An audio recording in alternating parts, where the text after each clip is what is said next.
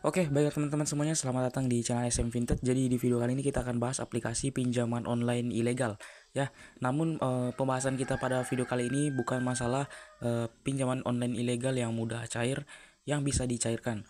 Namun kita akan berfokus kepada pembahasan apakah pinjaman online ilegal itu aman untuk digalbay atau tidak, teman-teman ya. Dan ya, di sini kita sudah masuk di aplikasi, salah satu aplikasi pinjaman online ilegal teman-teman, yaitu Mudah Rupiah teman-teman. Jadi aplikasi pinjaman online ini hanya tersedia di Play Store teman-teman ya, dan di App Store aplikasi pinjaman online ilegal itu cenderung tidak ada, atau jarang sekali aplikasi pinjaman online ilegal itu beredar di App Store di Apple teman-teman ya, karena mungkin mereka agak susah ya untuk masuk ke uh, App Store, dikarenakan aplikasi pinjaman online syaratnya aplikasi masuk di aplikasi pinjaman di aplikasi Apple itu agak sulit teman-teman, kita tahu sendiri ya. Dan ya, aplikasi pinjaman online Mudah Rupiah ini adalah salah satu aplikasi pinjaman online ilegal teman-teman ya. Dan kita bisa lihat dari tampilannya saja ya, di sini tidak ada logo OJK, tidak ada logo AFPI teman-teman ya, dan lain-lain. Dan ya, aplikasi pinjaman online ilegal itu teman-teman ya, di sini ada statement yang mengatakan bahwa aplikasi pinjaman online ilegal itu tidak wajib kita bayar. Namun kita akan bahas nanti konsekuensinya seperti apa, dan ya, kita bisa cek dari internet teman-teman ya. Nah, di sini kita bisa melihat teman-temannya di CNBC Indonesia. Di sini kita bisa melihat ya, yang saya tandai di sini, Menteri Koordinator Bidang Politik, Hukum dan Keamanan atau Menko Polhukam Mahfud MD bahkan sempat menghimbau masyarakat yang sudah meminjam di pinjaman online atau pinjol agar tidak perlu membayar tagihan kepada pinjaman online ilegal. Ya, memang direkomendasikan untuk tidak usah membayar jika terlanjur meminjam di aplikasi pinjaman online ilegal, teman-temannya. Pastinya akan memiliki beberapa resiko yang akan kita terima, teman-teman, walaupun memang disarankan untuk tidak perlu membayar ya. Jadi kita akan bahas resikonya apa saja dan dampaknya seperti apa. Dan kita tahu sendiri bahwa aplikasi pinjaman online ilegal itu cenderung tidak melaporkan slik kita kepada OJK, atau skor kredit kita itu tidak akan berpengaruh di OJK, dalam artian jika kita galbay, skor kredit kita di OJK itu bakal aman-aman saja, teman-teman. Namun aplikasi pinjaman online ilegal itu pastinya memiliki resiko yang sangat-sangat tinggi, teman-teman.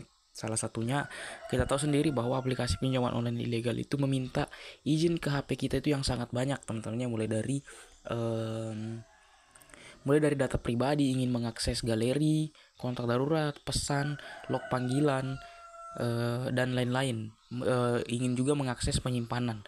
Dan pastinya jika kita berhasil meminjam di aplikasi pinjaman online kemudian kita gagal bayar, pastinya pinjaman online ilegal ini pastinya akan melakukan penyebaran data kita, teman-teman ya.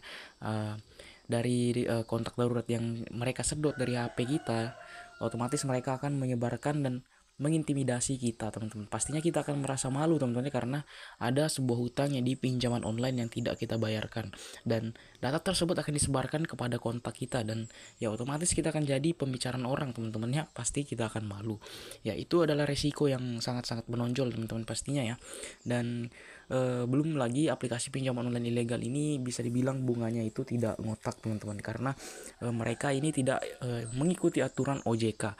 Dan kita akan bahas contoh dari pinjaman online ilegal itu seperti apa. Jika kita meminjam di aplikasi pinjaman online ilegal ini, berapa sih yang kita terima dan bunganya seperti apa? Ini adalah contoh pinjaman online ilegal, teman-teman. Di sini kita bisa melihat ya, untuk tanggal pembayaran terakhir itu tanggal 18 bulan 9 ya, dengan rekening penerima sekian, dengan jumlah yang diterima hanya sekitar 480.000, dan ini potongannya sangat-sangat tinggi, yaitu 320.000, teman-teman. Dan biasanya aplikasi pinjaman online ilegal seperti ini memiliki tenor yang hanya 1 sampai 2 minggu, teman-teman, di mana kalian harus melunasinya tersebut dalam waktu 14 hari biasanya, teman-teman, yang seperti ini. Kemudian dengan bunga 320.000 atau total yang harus dilunasi. Belum lagi bunga keterlambatannya jika kalian berhasil atau telat bayar di aplikasi pinjaman online ilegal itu pastinya sangat-sangat tinggi, teman-teman ya. Dan otomatis itu yang membuat kita agak frustasi, teman-teman, minjam di aplikasi pinjaman online ilegal ini. Nah, jadi memang buat kalian yang gabung di komunitas pinjol itu banyak sekali mereka yang berhasil mencairkan di aplikasi pinjaman online ilegal. Namun menurut saya lebih baik kalian tidak usah mengikuti mereka, teman-teman, karena pinjol ilegal ini sangat berbahaya seperti yang kita bahas tadi, teman-teman ya. Jadi demi pinjaman seperti itu yang cair cuma 480.000, data kalian disebar, dan dan lain-lain, pastinya akan terjadi intimidasi juga. Masa kalian mau data kalian disebar hanya karena yang cair cuman 480.000 teman-teman. Jadi ini sangat-sangat tidak worth it teman-teman ya. Dan ini contoh untuk yang 800.000 teman-teman. Jika kalian pinjam 400.000, itu biasanya yang cair cuman 200 ribuan, 240 ribuan tuh di aplikasi pinjaman online ilegal. Jadi menurut saya lebih baik tidak usah melakukan pinjaman online ilegal, karena sebutuh-butuhnya kalian uang, itu lebih baik kalian bisa pinjam di aplikasi pinjaman online legal. Karena di channel ini biasa sering membahas tentang aplikasi pinjaman online resmi OJK yang mudah cair. Kalian bisa cek di channel ini teman-teman. Jadi ya intinya kalian tidak usah pinjam di aplikasi pinjaman online ilegal apapun kebutuhan kalian teman-teman, semendesak apapun kebutuhan kalian. Jadi ya pembahasan kita mungkin cukup sampai di sini teman-temannya. Jadi semoga bermanfaat dan terima kasih.